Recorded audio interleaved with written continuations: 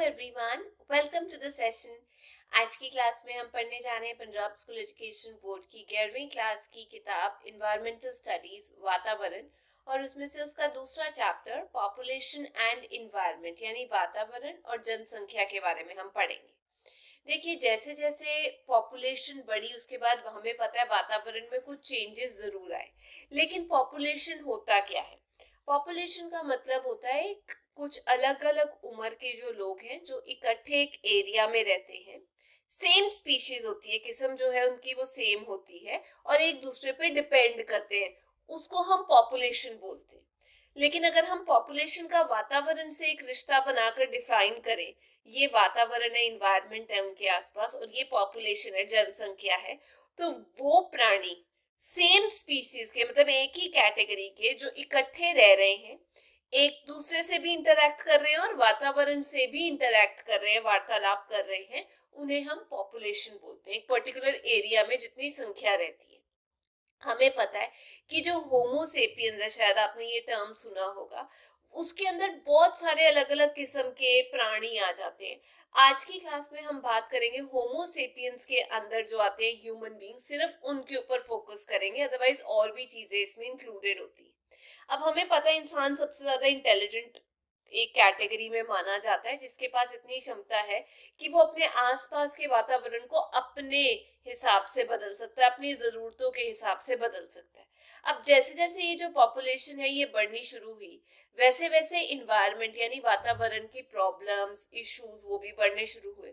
In fact इतनी ज्यादा scientific studies की गई कि पॉपुलेशन जो है वो किस तरीके से वातावरण पे असर कर रही है, और सभी स्टडीज ने, सभी जो जो रिसर्च की गई, उन्होंने यही स्थापित किया कि जैसे जैसे पॉपुलेशन बढ़ती है, जैसे जैसे अर्बनाइजेशन होती है, लोग शहरों की तरफ जाते हैं, वैसे वैसे हम ये कह सकते हैं कि वातावरण पे उसका असर पड़ता ही पड़ता है। ठीक है ना।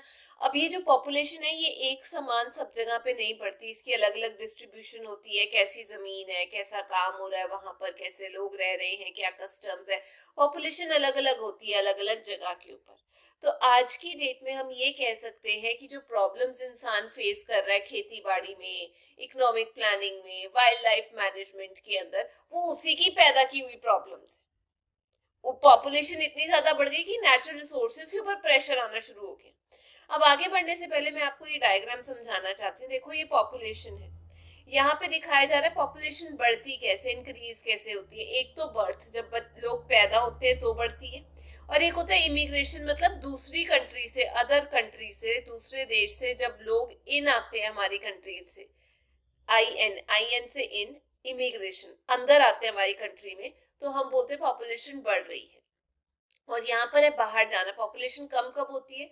जब मौतें होती है, या इमिग्रेशन, ई से एग्जिट, याद रखना, बाहर जाना देश से, उससे पॉपुलेशन कम होती है। अब पॉपुलेशन में कुछ इंपॉर्टेंट टर्म्स हैं जो आपको समझनी बहुत ज्यादा जरूरी है, जो इस चैप्टर में बहुत काम आएगी। एक होता है पॉपुलेशन डेंसिटी, संख्या कितनी है पर यूनिट स्पेस के अंदर, यूनिट स्पेस के अंदर, जिसे हम बोलते हैं पर स्क्वायर किलोमीटर के अंदर कितने लोग रह रहे हैं, उसे हम पॉपुलेशन डेंसिटी कहते हैं। ये यूनिट याद रखना, पर स्क्वायर किलोमीटर के अंदर कितने लोग रह रहे हैं वो पॉपुलेशन डेंसिटी हो जाता है।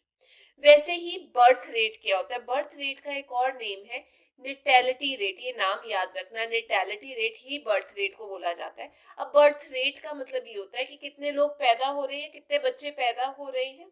अब वो कितने बच्चे पैदा हो रहे हैं एक्सप्रेस किया जाता है पर 1000 पर्सन, 1000 बंदों के पीछे कितने बच्चे पैदा हो रहे हैं, उसे बर्थ रेट बोलते हैं। ये चीज याद रखना।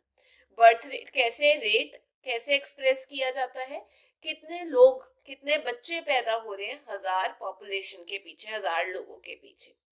वैसे ही डेथ रेट का वही होता है, पर 1000 लोगों के पीछे कितनी मौतें हो रही हैं। जैसे मैंने आपको बताया बर्थ रेट को हम नेटैलिटी रेट बोलते हैं, वैसे ही डेथ रेट को हम मोर्टेलिटी मतलब डेथ, मोर्टेलिटी रेट बोलते हैं। ठीक है। उसके बाद आ जाती है माइग्रेशन। माइग्रेशन का मतलब होता है एक जगह से दूसरी जगह ट्रांसफर होना, या एक जगह से आप जब दूसरी जगह जाते हैं उसे हम बोलते हैं माइग्रेट करना। अब ये माइग्रेशन कंट्री के अंदर भी हो सकती है, जिसे हम इंटरनल माइग्रेशन बोलते हैं, और यही माइग्रेशन जो है कंट्री के बाहर जब होती है, लोग कंट्री से बाहर जाते हैं, उसे हम एक्सटर्नल माइग्रेशन का नाम देते हैं। जब लोग बाहर की देश से, दूसरे किसी कंट्री से, फर्स्ट कंट्री से सेकंड हमारी कंट्री, आवर कंट्री में आते हैं, अंदर आ रहे हैं, तो उसे इमिग्रेशन कहते हैं। और जब बाहर जा रहे होते हैं अपने देश से, तो उसे हम ई से एग्जिट, ई से इमिग्रेशन, ई वाला वो नाम याद रखना, वो बोला जाता है। ठीक है, आगे टर्म है हमारे पास एज स्ट्रक्चर ऑफ पॉपुलेशन। मतलब अलग अलग एज ग्रुप में जब हम पॉपुलेशन को बांट देते हैं प्रोपोर्शन के हिसाब से, उसे हम बोलते हैं age structure of population. Proportion में जो इंडिविजुअल्स है वो अलग अलग एज ग्रुप में जब बांट दिए जाते हैं, अलग अलग उम्र के हिसाब से बांट दिए जाते हैं, उसे एज ग्रुप बोला जाता है। वैसे ही सेक्स रेशो में होता है कितनी फीमेल्स हैं, कितनी लड़कियां हैं पर 1000 मेल्स। ये 1000 का टर्म याद रखना है हमेशा, डेथ रेट में, बर्थ रेट में, और वैसे ही सेक्स रेशो के अंदर 1000 मेल्स के बदले में कितनी फीमेल है, वो होता है हमारा सेक्स रेशो। ये टर्म्स अक्सर पूछी जाती है। आगे पॉपुलेशन थ्योरीज की बात करते हैं। देखो, इंसान हमेशा कंसर्न रहा है एशियन टाइम से कि यार हमारी पॉपुलेशन आगे बढ़े, आगे पीढ़ियां बढ़े, कुछ आगे तक लेके जाने के लिए बच्चे हों। अब एक थ्योरी दी गई थी, सबसे पहली जो थ्योरी दी गई थी पॉपुलेशन को लेके, वो दी गई थी प्लेटो और एरिस्टोटल ने पॉपुलेशन के ऊपर। उन्होंने ये बोला था कि हम जो साइज है पॉपुलेशन का उसको कम से कम रखें, ताकि हम जो जो भी इंसान की कैपेबिलिटीज है उसे अच्छे से यूज कर सके, और साथ ही साथ वो जो पॉपुलेशन है उसके पास इतना सामान हो कुदरत का दिया हुआ कि वो सेल्फ सफिशिएंट हो। मतलब कि वो और ज्यादा खंगाले ना, कुदरत को खराब मत करे, एनवायरनमेंट को खराब मत करे, मतलब सेल्फ सफिशिएंट होना चाहिए, एक बैलेंस होना चाहिए पॉपुलेशन और एनवायरनमेंट के अंदर। ठीक है, जब भी ये बैलेंस खराब होता है तो कुदरत के ऊपर असर पड़ता ही पड़ता है। तो हम ये कह सकते हैं कि इनके हिसाब से एक ऑप्टिमम साइज जो है, जो सही साइज है पॉपुलेशन का, वो वाला साइज है जिसमें इंसान की जो पोटेंशियल्स है, या आप कह सकते हैं जो वो कर सकता है, उनको हम अच्छे से डेवलप कर सकते हैं। ये भी हो सकता है कि पॉपुलेशन का साइज तब हम बोलते हैं सही है जब उनके पास खाने पीने की सुविधा है, वो अपने ऊपर खुद डिपेंड कर सकते हैं। अब एक नई बात मैंने आपको बतानी है, ये इंपॉर्टेंट क्वेश्चन पूछा जाता है 18वीं सेंचुरी के आसपास। जब मैं बोलती हूँ 18वीं सेंचुरी, इसका मतलब 1700 से लेके 1799 के बीच की बात हो रही है। तो 18वीं सदी के आसपास थॉमस रॉबर्ट मैल्थस, यहाँ पर मैं आपको बताती हूँ, थॉमस रॉबर्ट मैल्थस एक ब्रिटेन के इकोनॉमिस्ट थे। इन्होंने ना एक बहुत अच्छी थ्योरी दी थी पॉपुलेशन को लेके, उसका नाम था an essay on the principle of population. अब इसके अंदर जो चीज बोली गई है वो अक्सर पेपर में पूछी जाती है। अब इसमें ये बताया था इन्होंने कि जो पॉपुलेशन है, जनसंख्या है, वो किस हिसाब से बढ़ती है, वो ज्योमेट्रिकली बढ़ती है। जब मैं बोलती हूँ ज्योमेट्रिकली बढ़ती है, इसका मतलब 2, अगली जो पॉपुलेशन बढ़ेगी 2 मल्टीप्लाइड बाई 2 4, फिर आगे जो बढ़ेगी 4 मल्टीप्लाइड बाई 2 8, अगली जो बढ़ेगी वो 2 मल्टीप्लाइड बाई 8, मतलब मल्टीप्लाई करते दो 16, फिर 32, ऐसे करके जो पॉपुलेशन है वो इस तरीके से बढ़ती है। लेकिन अगर खाने की बात करें, फूड की या बाकी सब चीजों की एंड अदर्स की, तो वो पॉपुलेशन कैसे बढ़ती है, मैथ्स में उसे बोलते हैं अर्थमेटिकली। वो कैसे बढ़ती है, उसमें 2 का टेबल आता है, 2, उसमें 2 जोड़ दो 4, उसमें 2 जोड़ दो 6, फिर 2 जोड़ दो 8, फिर 10, मतलब ये प्लस से चलता है। ठीक है, अब आपको ये चीज याद रखनी है कि खाने की जो चीजें हैं वो कम है, और यहाँ पर अगर आप देखें जो पॉपुलेशन है वो क्या हो रही है, ज्यादा हो रही है। इसकी वजह से हमेशा ही कुदरत में इम्बैलेंस रहा है, तकड़ी में इम्बैलेंस रहा ही रहा है। पॉपुलेशन वाली जो तकड़ी है वो हमेशा नीचे रही है, और जो फूड वाली है वो हमेशा कम है, वो ऊपर की तरफ ही रही है। जगह को लेकर भी ऐसे ही इम्बैलेंस मेंटेन होता रहा है, क्योंकि जगह भी कम थी।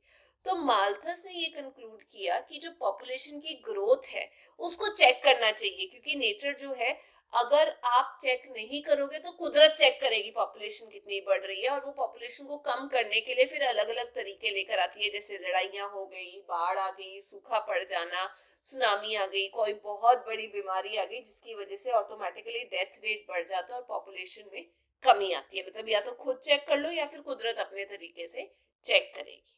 ठीक है, वैसे ही आगे बढ़ते हैं पॉपुलेशन ग्रोथ के बारे में। देखिए, सबसे इंपॉर्टेंट चीज ये है कि पॉपुलेशन जैसे जैसे बढ़ती है, मैंने आपको बताया, उसका वातावरण पे असर पड़ता ही पड़ता है।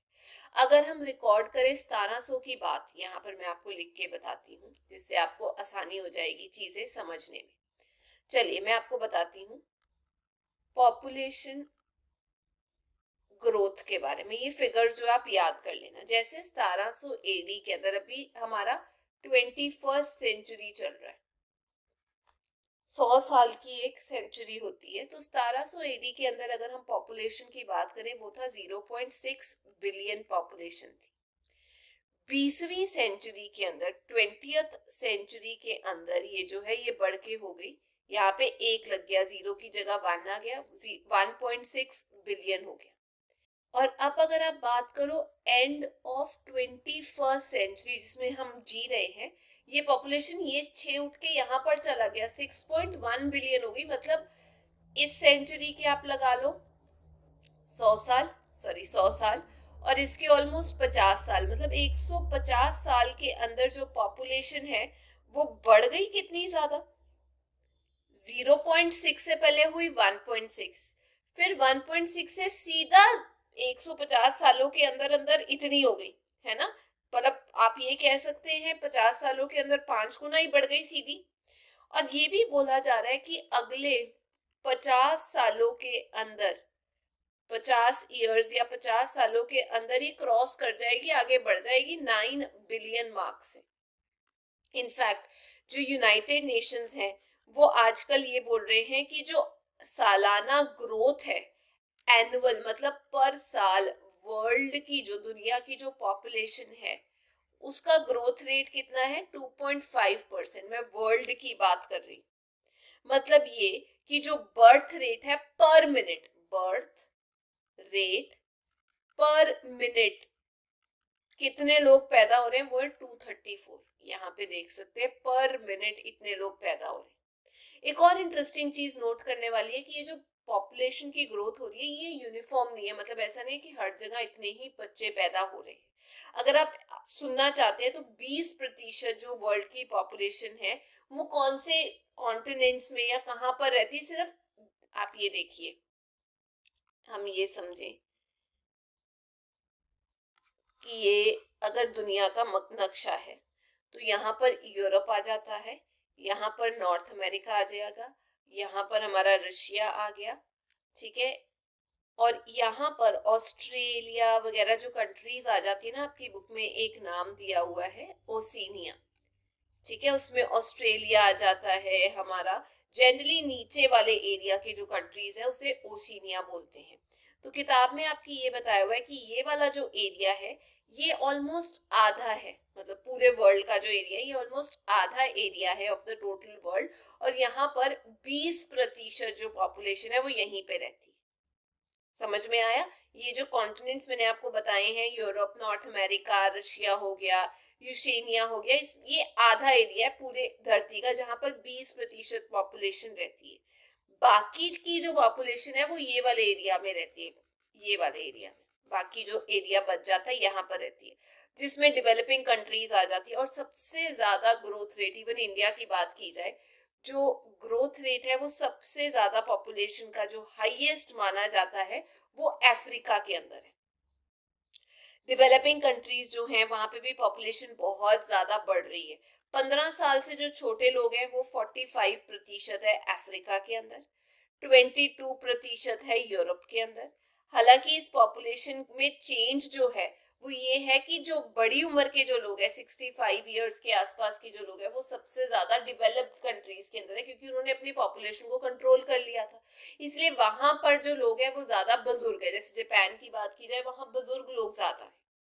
अब यहाँ पर हमें ये पता चलना चाहिए अब तक कि जो इन्वायरमेंट है, वातावरण है, उसकी एक क्षमता है, उसकी एक लिमिट है कि वो इतनी पॉपुलेशन को ही फीड कर सकता है। ठीक है, मतलब एक मैक्सिमम पॉपुलेशन जिसको वो सपोर्ट कर सकता है अपने आप को खराब किए बिना। उसमें हम दो चीजें पढ़ते हैं। इन्वायरमेंट किस किस चीज में हमें सपोर्ट करता है? एक तो हो गया लाइफ सपोर्टिव कंपोनेंट, कहने का मतलब हमें खाना देना, एनर्जी देना, ऊर्जा देना, एयर वाटर देना। वो एक मिनिमम पॉपुलेशन को दे सकता है अपनी रिसोर्सेज को एग्जॉस्ट किए बिना। दूसरी चीज, जो हम गंद फैलाते हैं उसको भी संभालने की उसकी एक ऑप्टिमम कैपेसिटी है, उससे ज्यादा वो कर नहीं सकता। तो दो तरीके से एनवायरनमेंट हमारी हेल्प कर रहा है, एक देना और फिर जो गंद है उसे भी संभालने में। मतलब वेस्ट एसिमिलेशन कंपोनेंट्स को ध्यान में रखने के लिए उसकी भी एक कैपेसिटी है कि जितना गंद वेस्ट मटेरियल प्रोड्यूस हो रहा है वो वातावरण किस तरीके से संजोट के रख रहा है। इनफैक्ट मैं आपको बताना चाहती हूँ कि पूरी धरती की एक कैपेसिटी है जिसमें वो पूरी दुनिया का जो गंद है उसको खाना प्रोवाइड करना, उसको देनी चीजें बेसिक, उसको संभाल सकती है। In fact United Nations environment programme UNEP वो ये बोल रहे हैं कि जितनी ज्यादा पॉपुलेशन हो रही है, जनसंख्या जितनी ज्यादा बढ़ रही है, उसकी वजह से गरीबी हो रही है और वातावरण तो चलो खराब हो ही रहा है, क्योंकि इतनी पॉपुलेशन को नौकरियां कहाँ से दी जाएंगी? अब आप खुद दिमाग लगा के सोचिए कि पॉपुलेशन जो है जब वो बढ़ जाती है उसके वातावरण पे क्या क्या इम्पैक्ट पड़ते हैं, या पॉपुलेशन खुद अपना नुकसान कैसे करती है। सबसे पहला कारण जो नुकसानदेह है जब पॉपुलेशन बढ़ जाती है वो ये है खाने के ऊपर असर। पॉपुलेशन बढ़ रही है, खाने की कमी हो जाएगी, रिसोर्सेज की कमी हो जाएगी, टेंशन आनी शुरू हो जाएगी, उसे खाना मिल रहा है, ये खाना महंगा हो रहा है, ये प्याज महंगा हो रहा है, टमाटर महंगा हो रहा है, जिसकी वजह से काफी ज्यादा पॉपुलेशन जो है उसको खाना मिल ही नहीं पाएगा। जैसे 60% जो लोग हैं दुनिया के वो अंडर फेड है, मतलब उनको बेसिक खाना भी नहीं मिल पा रहा। इंडिया की बात की जाए जिसमें इतनी ज्यादा पॉपुलेशन है, वहां पे 70 to 80% जो बच्चे हैं वो माल नरिश्ड है, मतलब उनके बेसिक न्यूट्रिएंट्स जो है वो ही नहीं पूरे हो रहे। दूसरा कारण पॉपुलेशन बढ़ने का क्या असर होता है? पावर्टी, गरीबी होती है। पॉपुलेशन और पावर्टी, जितनी पॉपुलेशन बढ़ेगी उतनी गरीबी बढ़ेगी।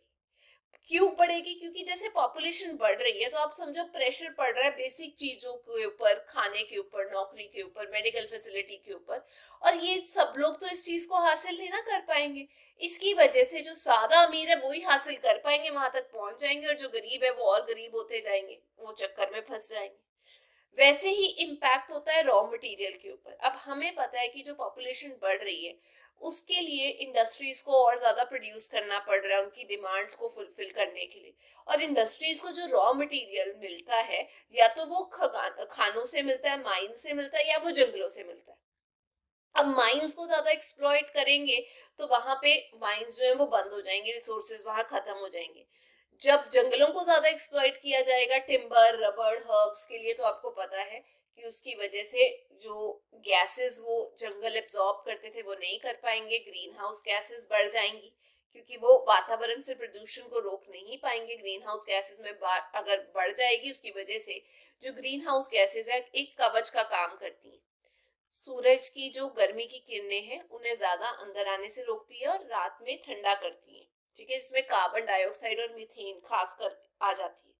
अब जब जंगल काट दोगे तो कार्बन डाइऑक्साइड कैसे यूज होगी?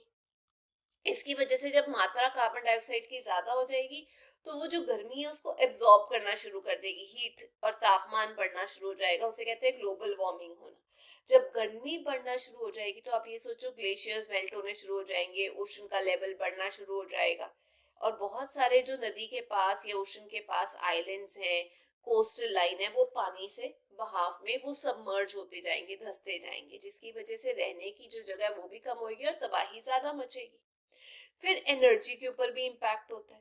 हमें पता है कि जो बड़ी बड़ी इंडस्ट्रीज आज की डेट में डेवलपिंग कंट्रीज जैसे इंडिया के अंदर, अफ्रीका के अंदर, इन कंट्रीज में बहुत ज्यादा इंडस्ट्रियलाइजेशन हो रहा है, उद्योग बहुत ज्यादा लग रहे हैं, जिसकी वजह से प्लस पॉइंट ये हो रहा है कि चलो कुछ पॉपुलेशन को नौकरियां मिल रही हैं। बट आप ये सोचो कि वो जो इंडस्ट्रीज है वो एनर्जी के बिना थोड़ी चल सकती हैं। एनर्जी कहने का मतलब उनको चलाए रखने के लिए कोल चाहिए, पेट्रोलियम चाहिए, नेचुरल गैस चाहिए, और उनको चलाए रखने के लिए और नौकरियां देते रहने के लिए हम ये कहेंगे कि हम अपने जो रिसोर्सेज है, इवन डेवलपिंग कंट्रीज में जो रिसोर्सेज है उन्हें खत्म करते जा रहे हैं। अब बात करते हैं अर्बनाइजेशन की। अर्बनाइजेशन का मतलब क्या होता है? देखो, अर्बनाइजेशन का मतलब ये होता है कि वो वाले एरियाज जहां पर ज्यादा फैसिलिटीज होती हैं, डेवलपमेंट होती है, उसे हम अर्बनाइजेशन बोलते हैं एक तरीके से। जब लोग ज्यादा शहरों में रहना शुरू कर देते हैं वो अर्बनाइजेशन कहलाता है। अब ये तो कैरेक्टरिस्टिक की राय ना इंसान का, कि जब से वो चाहे वो रूरल एरिया से निकल कर, गाँव से निकल के वो ज्यादा अर्बन एरिया यानी शहरों की तरफ जाता जा रहा है। यूनाइटेड स्टेट्स के अंदर, यूएसए के अंदर पहले सिर्फ 1800 के अंदर 6% पॉपुलेशन जो थी वो सिटीज के अंदर, शहरों के अंदर रहती थी। आज की डेट में 70% पॉपुलेशन जो है वो वहां पर रहती है। वैसे ही नीदरलैंड्स की बात की जाए, वहां पे तो 90% पॉपुलेशन शहरों में रहती है। पूरे वर्ल्ड लेवल पे बात की जाए तो 29% जो पॉपुलेशन थी 1950 के अंदर वो शहरों में रह रही थी। 1990 में 43% हो गई। मतलब ये कि शहरों के ऊपर इतना ज्यादा प्रेशर डलना शुरू हुआ जब लोगों ने शहरों में आना शुरू हुआ, कि इसकी वजह से यहाँ पे जो प्रेशर है शहर के अंदर, उसको कम करने के लिए हम आसपास जो प्रेशर है वहां पे एरियाज जनरेट करने शुरू करती है, बनाने शुरू करती है। अब उन एरियाज को हम सैटेलाइट टाउन्स बोलते हैं।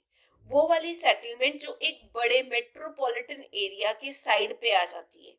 आप ये कह सकते हैं वहां पर जॉब्स भी प्रोवाइड की जाती है, एक रीजनल पॉपुलेशन के रहने की जगह भी दी जाती है। जैसे दिल्ली में सब भागे भागे गए, तो दिल्ली में पॉपुलेशन कम करने के लिए सैटेलाइट टाउन्स बना दिए गए। सैटेलाइट टाउन्स में जैसे आ जाता है नोएडा आ गया, फरीदाबाद आ गया, गाजियाबाद आ गया, गुड़गांव हो गया, वो डेवलप किए गए। अब तो बोला जाता है वो ऑलमोस्ट दिल्ली का हिस्सा खुद ही बन चुके। सैटेलाइट टाउन्स इसीलिए बनाए जाते हैं ताकि जो पॉपुलेशन अर्बन एरियाज में बढ़ रही है, अनप्लान्ड एक्सपेंशन हो रही है, उसको कम किया जाए। ये वजह है सैटेलाइट टाउन्स बनाने की। समझ में आया? तो आप ये कह सकते हैं छोटी म्युनिसिपैलिटी जैसा एरिया, एक सेटलमेंट जो एक बड़े मेट्रोपॉलिटन एरिया का ही हिस्सा हो, इसी का हिस्सा हो, इसी का अंश हो, लेकिन छोटी म्युनिसिपैलिटी टाइप बना दी गई। तो हम ये कह सकते हैं कि जो मेन कॉज है अर्बनाइजेशन का वो ये है कि वहां पर उद्योगीकरण हो रहा है, इंडस्ट्रीज बन रही हैं, शहरों के आसपास इंडस्ट्रीज बन रही हैं। जितनी ज्यादा इंडस्ट्रीज बनेगी उतने ज्यादा लोग नौकरी की भाल में विलेजेस से, गांव से पैसे कमाने के लिए शहरों की तरफ भागे आएंगे। प्लस आपको ये भी पता है कि शहरों में ज्यादा मेडिकल फैसिलिटीज अवेलेबल है, एजुकेशन फैसिलिटी ज्यादा अच्छी है। और वैसे भी यहाँ से रूरल एरिया से निकलने का मेन कारण ये है कि आजकल मशीनें आ गई हैं एग्रीकल्चर के अंदर, तो नौकरियां कम हो गई हैं खेती बाड़ी के फील्ड में, इसलिए भी लोग ज्यादा अर्बन एरियाज की तरफ जा रहे हैं कि चलो वहां जाकर उद्योगीकरण, इंडस्ट्रीज में नौकरी कर लेंगे। तो ये जो इतना ज्यादा पॉपुलेशन का बहाव आ रहा है सिटीज के अंदर, उसकी वजह से हाउसेज में प्रॉब्लम आ रही है, रहने की कमी हो रही है, पानी की प्रॉब्लम्स आ रही हैं, इलेक्ट्रिसिटी की प्रॉब्लम्स आ रही हैं। और तो और बहुत ज्यादा स्लम एरियाज जहाँ पर झुग्गी झोपड़ियां होती है वहां पे पॉपुलेशन रहना प्रेफर करती है, बट वो बहुत ज्यादा स्लम एरियाज जो होते हैं वो साफ नहीं होते, बीमारियां फैल जाती है, वो चीजें बढ़ती जा रही है इस अर्बनाइजेशन के चलते। अब बात करते हैं लिटरेसी की। लिटरेसी का मतलब ये होता है कि आप जब कुछ पढ़ सकते हो या आप कह सकते हैं कुछ लिख सकते हो, उसे हम लिटरेसी बोलते हैं। अब इंडिया की अगर हम बात करें, कि आपको पता है मोस्ट लिटरेट स्टेट जो है वो केरला मानी जाती है, नंबर 1 हाईएस्ट लिटरेसी रेट जो है किसी स्टेट के अंदर, किसी हमारे देश की किसी राज्य के अंदर, वो 93.91% वो केरला के अंदर है। तो इंडिया के अंदर लिटरेसी रेट सबसे ज्यादा, जैसे मैंने बताया, केरला के अंदर है। और इंडिया का ओवरऑल जो रैंक है लिटरेसी में वो बहुत पीछे जाके आता है। ये बुक में नहीं दिया बट 94th रैंक के आसपास, मतलब 94th देश के आसपास आ जाता है, बहुत पीछे जाके आता है। 2001 में जो लिटरेसी रेट था इंडिया के अंदर, जहां लोग पढ़ लिख सकते थे, वो 64.8% था। लेकिन अगर हम इसकी बात करें एशिया और अफ्रीका में, वहां पे 30 और 70% ही लोग जो है वो इलिटरेट है। बाकी मतलब लोग जो है वो पढ़े लिखे तो हैं। अब एक तो पॉपुलेशन बढ़ने के वैसे नुकसान है, लेकिन अब लोग पढ़े लिखे ही नहीं होंगे, वो तो एक बर्डन माने जाएंगे ना, कि यार वो तो कहीं पे भी नहीं काम आ सकते, किसी सोसाइटी में फिट नहीं हो पा रहे। क्यों? क्योंकि वो कंट्रीब्यूट ही नहीं कर पा रहे सोसाइटी को किसी भी तरीके से। तो इसीलिए इन्वायरमेंट जो एक सब्जेक्ट है वो इंट्रोड्यूस किया गया ताकि डिफरेंस पता चले इलिटरेट और लिटरेट के बीच में। अब ये कैसे पता चलता है? जो लिटरेट सोसाइटीज है वो ज्यादा साफ इन्वायरमेंट में रहना, साफ सफाई, ये सब कुछ पसंद करती हैं, हाइजीन पसंद करती हैं। अब जब लोगों के पास ये जागरूकता, अवेयरनेस ही नहीं होगी, तो वो बायोडिग्रेडेबल, मतलब वो सामान जो कुदरत अपने आप समेट के खत्म कर देगी, और नॉन बायोडिग्रेडेबल जैसे प्लास्टिक, उसके बीच में फर्क ही नहीं समझ पाएंगे। उनको समझ ही नहीं आएगा कि ये एनवायरनमेंट को नुकसान कैसे पहुंचा रहा है। इसीलिए वो जो इलिटरेट लोग हैं, जो पढ़े लिखे नहीं है, कई बार तो लिटरेट लोग भी ये काम करते हैं, वो प्लास्टिक बैग या ऐसी चीजें खरीदते हैं, जो हम भी करते हैं ये चीजें, बट हमें ये रोकनी है ना। हमें पता है ये नुकसानदायक है, इसे कम से कम यूज करना चाहिए। जूट बैग यूज कर लो, कोई और यूज कर लो, क्योंकि प्लास्टिक जो है, जब वो अड़ जाता है सीवरेज में, डिस्पोज करने में मुश्किल होती है, नदियों में चला जाता है। इवन उसे जो गाय वगैरह है, वो कूड़े में से उठा के खा लेती हैं और फिर मर जाती हैं। तो इसीलिए जो पॉपुलेशन का एक्सप्लोजन हो रहा है, उसके इन्वायरमेंट पे बहुत गंदे असर पड़ रहे हैं, नुकसान हो रहा है। तो आगे आने वाली पीढ़ियां जो है वो एक अच्छा जीवन नहीं जी पाएंगी, हमें इसे चेक करना पड़ेगा। तो ये थी आज की क्लास में। उम्मीद करती हूँ कि आप सबको ये चैप्टर अच्छे से समझ आ गया होगा।